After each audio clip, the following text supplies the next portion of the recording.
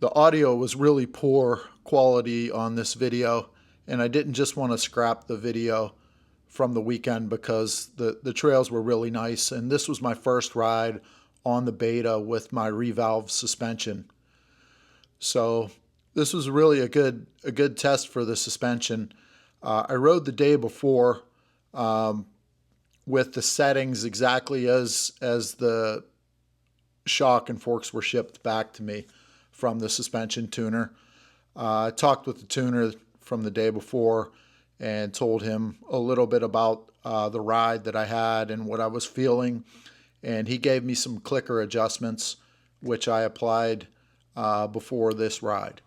So made some changes based on his advice to soften the forks and also soften the shock in terms of compression, and also speed up the rebound a little bit, a couple of clicks, just because I was riding a more a rockier terrain. So here I am. This is an undisclosed location, a new place that I'm just starting to ride, and the guys hopefully will follow. As you can see, it's a really rocky western Pennsylvania trail in the hills.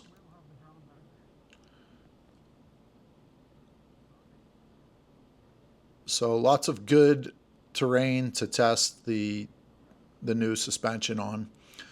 So as you know, my buddy John, riding buddy John in our crew, gave the Beta really a harsh review in terms of the suspension when he rode the bike back to back with his 2024 XCW. When I bought the Beta, I wasn't looking for the Beta to have the same suspension as the XCW. I was coming off of an XCW, an older one, and I didn't really want it to be completely soft. I wanted to be able to ride the faster paced trails as well as the rockier, more technical trails that we ride each week. So wasn't trying to mimic the Beta. Oh, there goes Josh down in the rocks. Josh actually broke his rib in this section once before, so he landed on a rock and he broke the floating rib. So I think that particular section there is in his head now forever. Tough little pass through here. So I didn't want to recreate the XCW. If I did, I would have bought an XCW. But I do like the feel of John's forks on his new XCW, and I wanted something more compliant for the type of riding that we do, and still wanted to maintain the ability to go through the faster trails and the smaller jumps. So I wanted something that could take the speed too, that I wouldn't necessarily outrun. That brings me to the revalving. So I was recommended to a tuner in Eugene, Oregon, who's an expert on KYB forks, rides Beta, does a lot of work and testing with the Beta KYB. So his name is Richard Wilson, and he's with House of Horsepower. Rich has been tuning for, I think he told me, over 35 years, and he came highly recommended. So I gave him a call, talked to him a little bit about what I was feeling with the stock suspension, as well as what I wanted to accomplish with the revalve suspension. He had a rock garden set up also, and I opted not to go with that because I wanted to ride variable terrain and speeds, and I didn't just want something dedicated to more technical type riding. I wanted something that was a little more versatile. So Richard went through a lot of his time talking with me over the phone, telling me that what he would do in tuning the suspension. I think one of the most important changes that he made, is what he told me anyways, was a floating mid-valve. So he added a floating mid-valve to the front forks to really give it a closer feel to that 2024 XCW.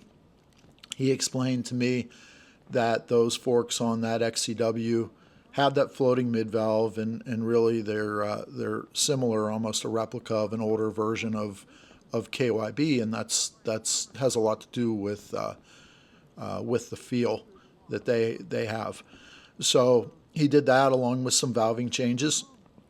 It took a lot of time talking with me, understanding what I wanted, and also relaying what the changes that he thought he should make. So here's some nice sections, and really this showcases these trails a little bit, going through the rocks here.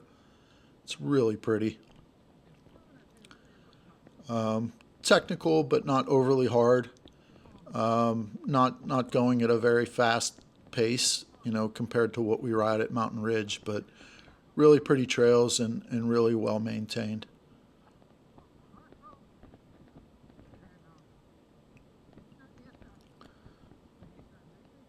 So originally I was going to wait till later this summer to have the suspension work done. But when I talked to Richard, he said because I was shipping them from the East Coast to Eugene, Oregon, that he would turn them around in 2 days, and he delivered as promised. So they got to him. He completed the work in 2 days. He gave me a call as he was doing it, and then he shipped it back. And so I think total 4 days each way on shipping, 2 days, 2 business days on performing the work, and everything was as promised.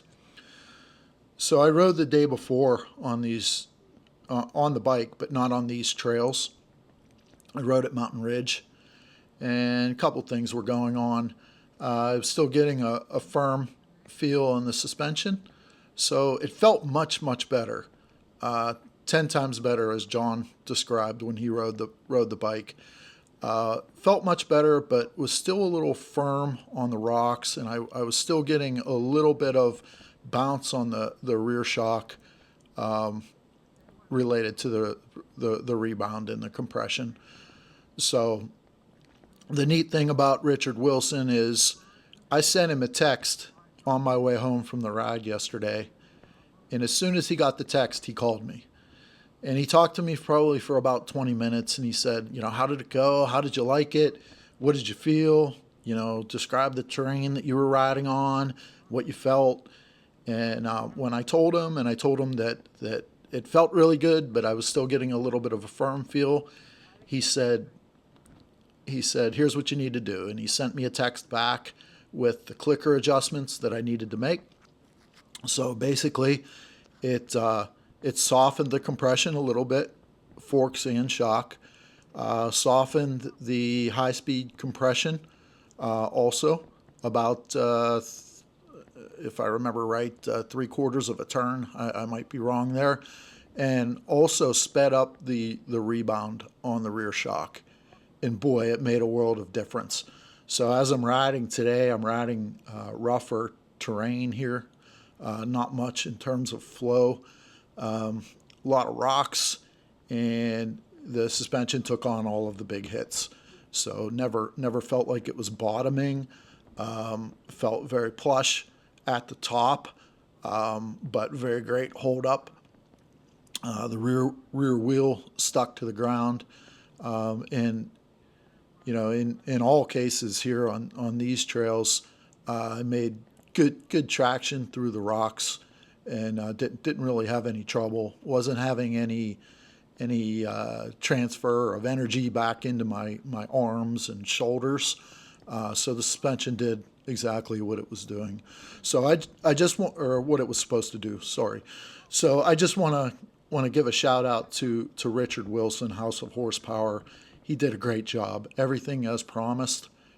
He's going to get my KTM 350 later this summer.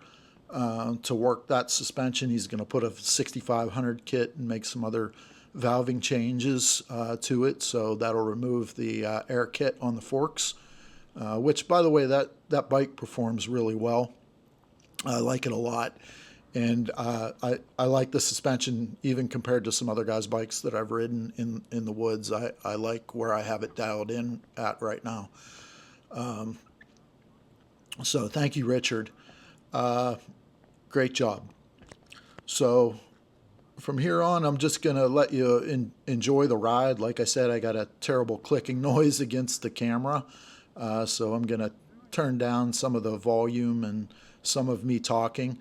I'll get I have an external mic now, so that should help going forward on the content. But just to describe the ride a little here, this is also in Pennsylvania, east of where I live, not far from where we ride at Mountain Ridge.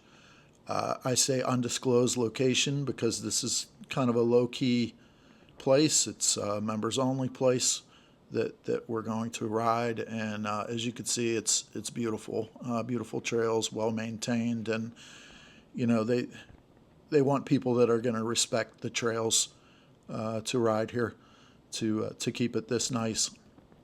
I do like the fact that it's more technical here. You can see as we're going through the trails, lots of twists and turns. They want this place to be a practice facility or a practice track for hard enduro racers. There's a section dedicated to just that, which we didn't ride today.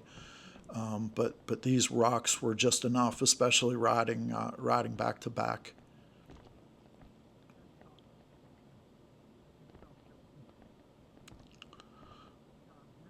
So not too many ruts here. I mean, there's a rut as I go through it now, but not too many ruts.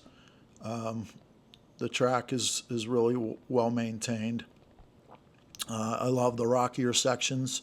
There is some distance between the little rock gardens that they have, and there are some really challenging ones as we go forward in this video. It's a nice little uphill here, challenging the suspension and the shock, but good traction through here. And there goes Josh. So I'm just going to go around him here. The Beta's performing. I like the bike. If you think that making a choice of Beta versus KTM is going to be cheaper for you in the long run, that's not the case. To get the Beta up to the standards on the suspension, I think you really have to have it revalved if you're going to ride this kind of terrain. It's a cross-country bike. I guess I could have bought the RR instead, but I like the other characteristics of this bike, and now I think I have it exactly where I need it to be. It does have a RK Tech head on it, and mostly through these trails, I don't think I was in first, rarely if ever, maybe to start out. From a dead stop, but even then it's mostly second. So mostly riding third, second gear through these trails. I used the soft ignition map a lot when I was riding in second gear here. It tamed it down. It tamed down second gear so that I wasn't getting a lot of wheel spin. I felt that it was just a much better type of riding. As you see here, I'm going through this little pass through the rocks. Really cool little section.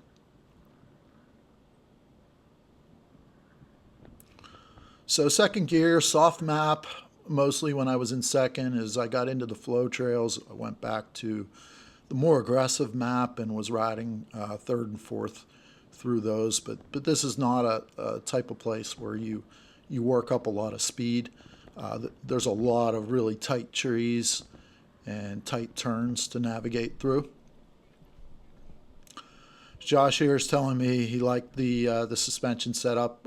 He said it was, although it wasn't set up for him and his weight, that he felt like it had great hold up, and did what it was supposed to do without bottoming, and felt very compliant.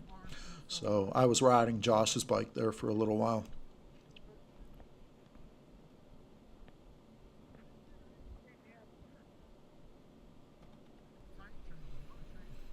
So here's a sample of more of a flow type trail here. Again, a lot of turns and a lot of tight trees. That section didn't really have too many tight trees, but this is definitely a place where you want to have your bars trimmed down a little bit from stock.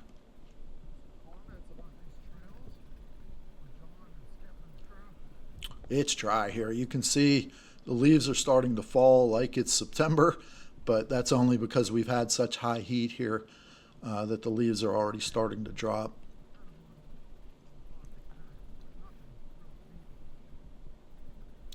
I was pretty tired at this point during the ride. The temperature that we're riding in is probably 85 at this point, closer to 90 degrees. It's super dry, super humid, and second day of riding in a row, so it was starting to take its toll a little bit, but fun riding anyways.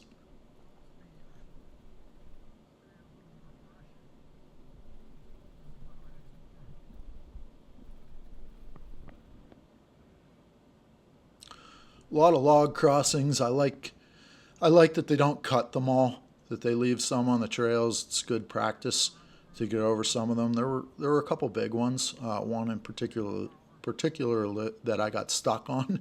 I think Josh might have got stuck on it too. But for the most part, we can navigate over them.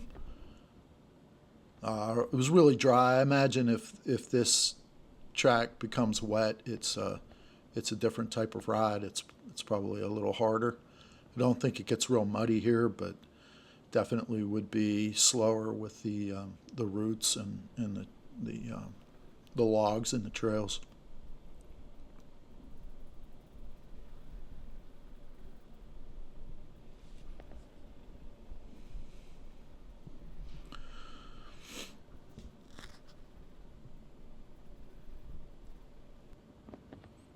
So this is typical riding here, of the more technical sections where it's rocky like this.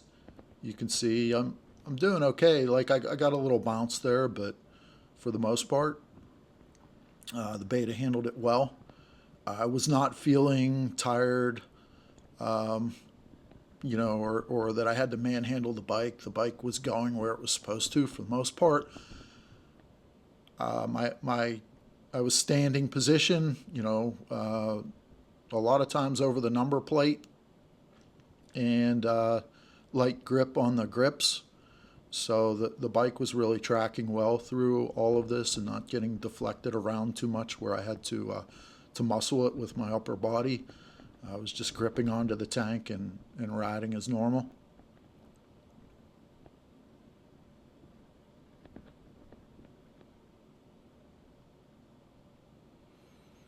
I really enjoyed some of these sections, and I look forward to riding here some more.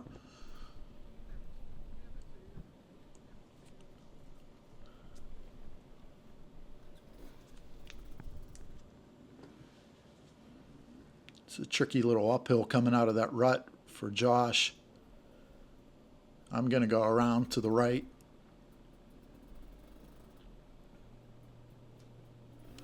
Ride this little creek and cut up.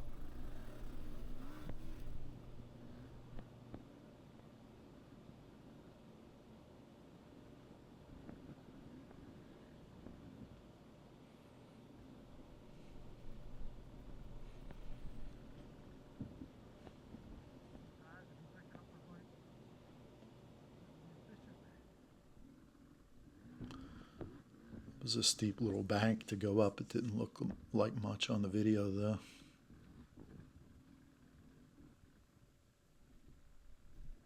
Cool little downhill drop.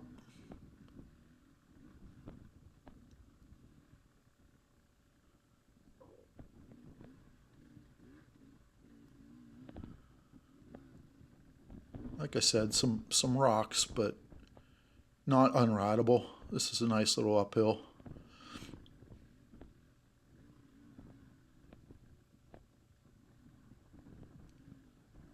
the rocks were spaced out like that. You get a little bit of, you know, a smooth track, and then you run into a little rock garden section.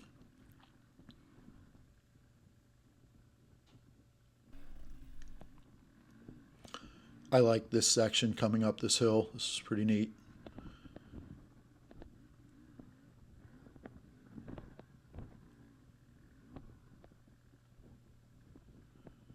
Josh was stressing to me picking the right lines.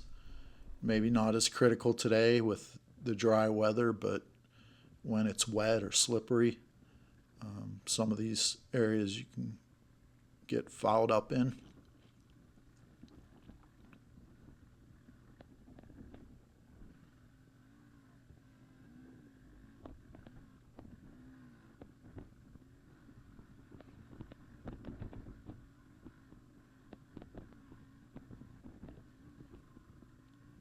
So like I said, not too difficult. You can get in trouble on these trails. They're a little off camber, a little rough, but I wasn't going overly fast here.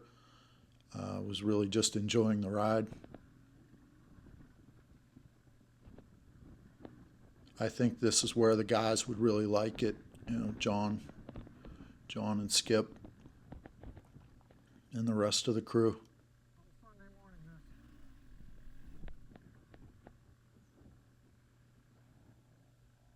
It's another little climb out of a hole here. Not too bad. Just momentum.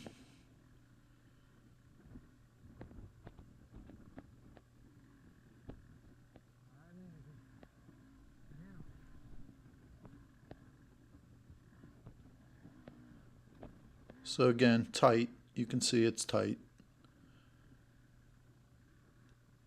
But you're not carrying a lot of speed here, so I did clip a couple of trees, but not enough to get in trouble. So this is a great rock section. I don't think you could see how big the rocks are on this video, but you can see Josh going up them here. This is a pretty challenging little section, but really fun.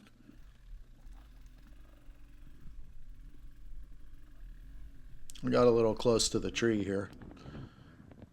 Just needed to reset. And then hit this next rock section. I was trying to hit it. I had to free my front wheel, but then I was trying to hit it with some speed to get through it. So lift my front end, and then it's gas and clutch.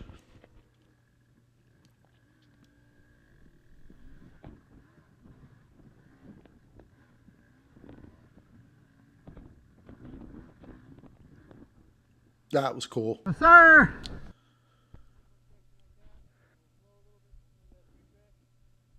So I think we got one more little rock garden coming up, and then I think that's the end of the technical stuff.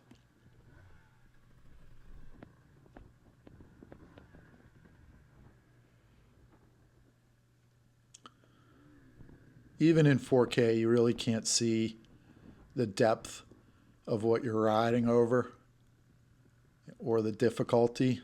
This is a nice little rock garden. You can see the bikes moving around. The rocks aren't small.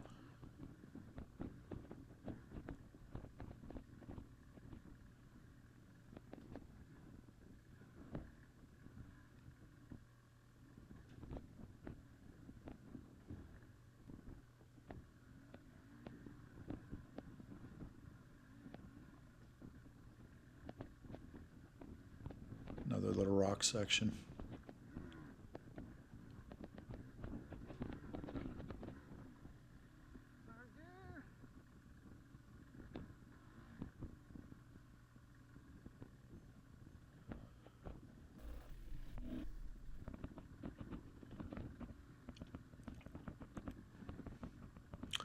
It's a perimeter trail that runs through like a big circle here that connects all the single track.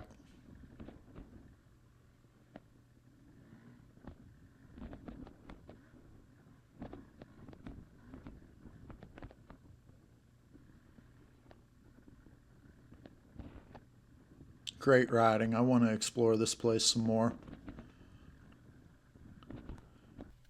First ride is always so challenging. You don't know what's around the corner or what's in front of you, or you're anticipating. The one thing, there weren't very many. The hill climbs here were small. You know, they were technical, but nothing really steep and lengthy. So short bursts, which that's fine by me. I'm not much of a hill climb person. I'll do them, but I always have that puckered up effect when I'm doing the hill climbs. So this is perfect for me. It felt great once I got a little comfortable with the place and realized that nothing was going to kill me. I had a lot of fun riding. So I just want to take a minute and thank you guys. Our channel is really starting to grow now. We get great view hours. We're getting great subscriber numbers. It's growing exponentially. We're really just trying to make this fun, and really for the regular guys that are out there riding or wanting to buy bikes like we have, or equipment like we have. So we want it to be fun. We want it to be entertaining. You're not going to find Tristan Hart on this channel. None of us are those kinds of riders. You know, for the most part, we've been riding for all of our lives. So, you know, in my case, I've probably been riding for 40 years now. Street, off-road, four-wheel, two-wheel.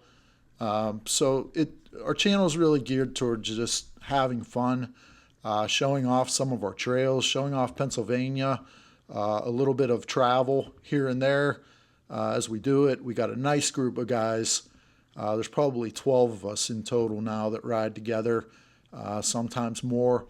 We always welcome folks to ride with us. So if you see some place that you like that we're riding, Mountain Ridge would be an example. Mines and Meadows would be an example. You want to join us for a ride, do so, please. Like and subscribe, comment, join us. Thanks for watching.